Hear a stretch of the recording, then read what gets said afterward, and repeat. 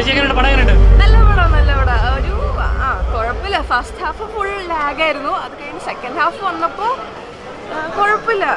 ഒരു comedy drama performance ഒക്കെ നല്ല ഒരു കോമഡിയാണ്. ഫസ്റ്റ് ഹാഫ് ഫുൾ കോമഡിയാണ്. അതുകൊണ്ട് ലാസ്റ്റ് വരുമ്പോൾ കുറച്ച് ഇമോഷണൽ ആവും. അങ്ങനത്തെ ഒരു ഇമോഷണൽ റോളർ കോസ്റ്റർ പോലത്തെ പടമാണ് ഈ സിനിമ. കണ്ടു കഴിഞ്ഞ മൂവി അദ്ദേഹത്തിന് നമ്മളെല്ലാവരും അംഗീകരിച്ചൊരു മൂവിയാണ്.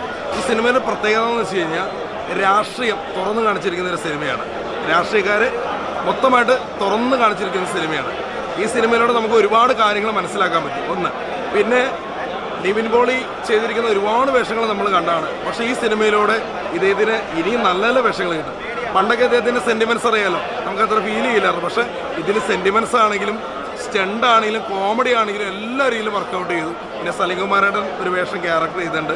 അദ്ദേഹത്തിൻ്റെ വേഷം അദ്ദേഹം ഭംഗിയായിട്ട് ചെയ്തു. പിന്നെ പാട്ടാണെങ്കിലും ടീം വർക്കാണെങ്കിലും ക്യാമറ ആണെങ്കിലും എല്ലാം ഗംഭീരം.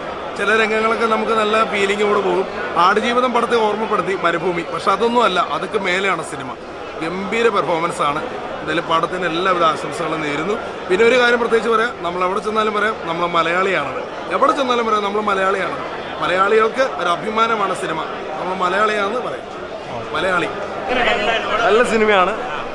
ഡിജോ ജോസ് ആന്റണിയുടെ കരിയറിൽ മുൻപത്തെ ചിത്രങ്ങൾ നമ്മളെല്ലാവരും കണ്ടിട്ടുള്ളതാണ്. ജനഗണമനയായാലും ക്യൂവനായാലും ഒരു സോഷ്യൽ സറ്റയർ വിഷയങ്ങൾ പുള്ളി കൈകാര്യം ചെയ്തു. ഈ പടത്തിൽ മലയാളി ഫ്രം ഇന്ത്യ എന്ന് പറഞ്ഞു കഴിഞ്ഞാൽ പണ്ട് ആൾക്കാർ പറഞ്ഞ പോലെ നമ്മളെല്ലാം ഈ മലയാളികൾ നാട്ടുകാരെ കളിപ്പിക്കുക, പറ്റിച്ചു പോകാം. പക്ഷെ ഇത് മലയാളികൾ എന്താണെന്ന്, ലോകത്തുള്ള മലയാളികളുടെ ഒരു ഫീലാണ് ഈ സിനിമയിലൂടെ കാഴ്ചവെച്ചിട്ടുള്ളത്. സൗഹാർദ്ദത്തിൻ്റെ കഥ പറഞ്ഞ ചിത്രം. നമ്മൾ ഹിന്ദിയിൽ ബജ്രംഗി ഭായ്ജാൻ കണ്ടിട്ടുള്ള പോലെ മലയാളത്തിൻ്റെ ബജ്രംഗി ഭായ്ജാൻ എന്ന് പറയാൻ വേണമെങ്കിൽ, കാരണം ഒരുപാട് പറഞ്ഞു കഴിഞ്ഞാൽ ചിലപ്പോൾ ചിത്രത്തിൻ്റെ സ്പോയിലർ. ഒരു ഫസ്റ്റ് ഹാഫിൽ ഉടനീളം കോമഡി സെറ്ററാണ്. പിന്നെ അതിനിടയ്ക്ക് നമ്മുടെ പൊളിറ്റിക്സ് കൈകാര്യം ചെയ്ത് പോയിട്ടുണ്ട്. കേരളത്തിലെ ഒട്ടുമിക്ക എല്ലാ പാർട്ടികൾക്കിട്ട് അത്യാവശ്യം നല്ല കൊട്ടൊക്കെ കൊടുത്തിട്ടുണ്ട്. അത് കണ്ടുകൊണ്ട് ഷാരിസ് മുഹമ്മദ് പറഞ്ഞതുപോലെ നമ്മൾ മലയാളികൾ തൊപ്പിയും വയ്ക്കും, കാവ്യം ഉടുക്കും.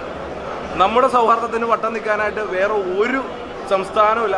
നമ്മൾ ഇന്ത്യക്കാരാണ്. മലയാളി ഫ്രം ഇന്ത്യ എന്ന് പറയുന്നത് ഓരോ മലയാളിയുടെയും സൗഹാർദ്ദത്തിൻ്റെ കഥയാണ്. ഓരോ മലയാളിയുടെ അഭിമാനത്തിൻ്റെ സിനിമയാണ്. മ്യൂസിക്കിൻ്റെ കാര്യത്തിലാണ് ജെയ്ക്സ് ബിജോയ് BGM ആയാലും അടിപൊളിയായിട്ടുണ്ട്. പിന്നെ ഓരോ കഥാപാത്രങ്ങൾ കൈകാര്യം ചെയ്ത് നിവിൻ ചേട്ടനാണെങ്കിലും അതുപോലെ ധ്യാനായാലും പിന്നെ മഞ്ജു ചേച്ചി നല്ല അടിപൊളിയായിട്ടുണ്ട്. പിന്നെ നമ്മുടെ തിരക്കഥ പുള്ളി പറഞ്ഞ പോലെ സിനിമയുടെ പ്രൊമോഷൻ്റെ സമയത്ത് പറഞ്ഞതുപോലെ തന്നെ ഈ സിനിമയുടെ നട്ടെല്ലെന്ന് പറയുന്ന തിരക്കഥയാണ്. നല്ല സിനിമ, മലയാളികൾ എല്ലാവരും കണ്ടിരിക്കുന്ന സിനിമയാണ്. സിനിമയിൽ തമാശയുണ്ട്, ഇമോഷൻസ് ഉണ്ട്, സൗഹാർദ്ദമുണ്ട്, എല്ലാം ഉണ്ട് സിനിമയിൽ. പടം അടിപൊളി പടമായിരുന്നു. എനിക്ക് ഭയങ്കരമായിട്ട് ഇഷ്ടപ്പെട്ട്. ഒരു നിവിൻ്റെ ഒരു കംബാക്ക് തന്നെയാണ്. പിന്നെ സ്പെഷ്യലി പറയാനുള്ളത് ഡിജോയുടെയും ഷാരിസിൻ്റെയും ആ ഒരു കോംബോ, ഒരു റൈറ്റർ ഡയറക്ടർ കോംബോ, അത് ഭയങ്കരമായിട്ട് വർക്ക് ചെയ്തിട്ടുണ്ട്. പിന്നെ ജെയ്ക്സ് ബിജോയുടെ മ്യൂസിക് അടിപൊളിയായിരുന്നു. ഭയങ്കര ഒരു പൊളിറ്റിക്കൽ സ്റ്റേറ്റ്മെൻറ്റ് പടത്തിലൂടെ പറയുന്നുണ്ട്. എല്ലാ മലയാളികളും ഇത് കാണണം. ഒരു വണ്ടർഫുൾ മൂവിയാണ്. 2024 വൺ ഓഫ് ദി ബെസ്റ്റ് മൂവിയാണ് അതായത് ട്രെയിലറിൽ നമ്മൾ വിചാരിക്കും ഇതൊരു കോമഡി പടമാണ്. പക്ഷേ നമ്മൾ ഓൾറെഡി ഇന്നലെ കഴിഞ്ഞ ദിവസം ടീച്ചർ ഇറങ്ങിയപ്പോൾ മനസ്സിലായി ഇതിലൊരു സീരിയസ് എന്തോ കാര്യം പറയാനുണ്ടെന്ന്. അത് അടിപൊളിയായിട്ട് നല്ല രീതിയിൽ ഷാരിസ് അത് റൈറ്റ് ചെയ്ത് ഡിജോ അത് ഡയറക്റ്റ് ചെയ്ത് നിവിൻ അത് അഭിനയിച്ച് അടിപൊളിയാക്കിയിട്ടുണ്ട്.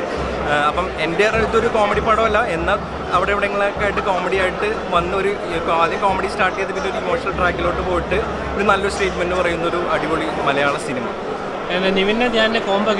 നമുക്കൊരു പുതിയ കോംബോ കിട്ടി. യൂഷ്വലി നമ്മളെല്ലാവരും അജു നിവിൻ എന്നുള്ളൊരു കോംബോ ആണ് കണ്ടുവരുന്നത്.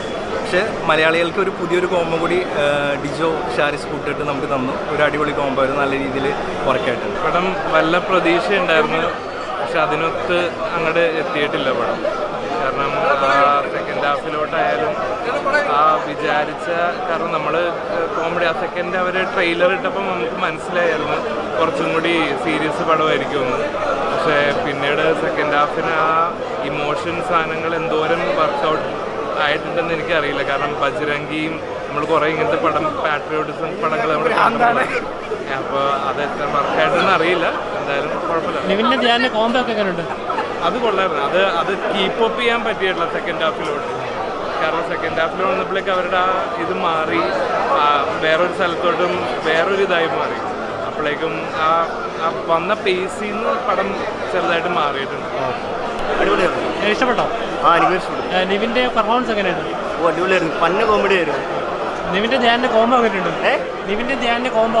ഫസ്റ്റ് ഹാഫ് ഒക്കെ അടിപൊളിയായിരുന്നു. അത് നന്നായിട്ട് ചിരിച്ചു. പിന്നെ സെറ്റപ്പായിരുന്നു, അടിപൊളിയായിരുന്നു. അവിടെ അങ്ങനെ ചെയ്തു ചോണതാ കോമഡി ആണോ?